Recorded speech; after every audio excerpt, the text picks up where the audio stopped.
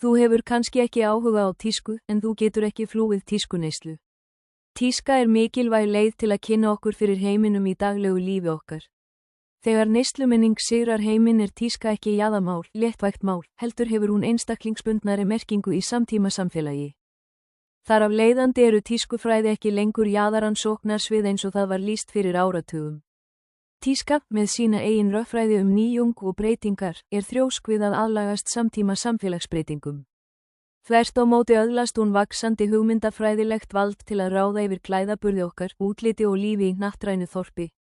Fegurð veitir okkur ánægju þegar við horfum á hana, eða jafnvel hugsum djúpt hana. En hún er í eðli sínu hátt hlutur að skilja.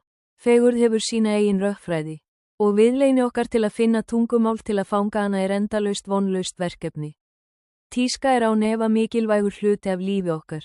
Hún hefur áhrif á hvernig við erum skynjuð og hvernig við berum okkur.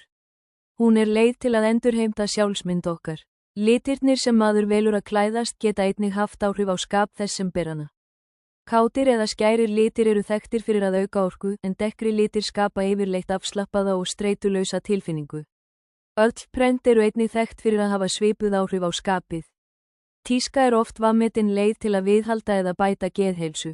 Hún getur gefið okkur eitthvað til að hlakka til á hverjum degi og hjálpað okkur að berjast gegn þunglyndi. Eitt helsta einkenni þunglyndis eða þunglindis er að eiga í erfiðleikum með sjálfsumönnun, svo sem að fara ekki í sturtu eða klæða sig ekki. Að klæða sig á morgnana er oft vanmetinn þáttur í sjálfsumönnun en getur hjálpað til við að berjast gegn þunglindistirhneiggingu og orðið að meðvitaðri iðkun.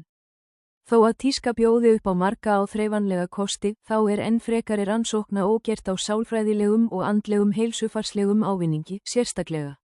Á meðan skaltu klæðast því sem lætur þér líða eins og þú í besta skilningi.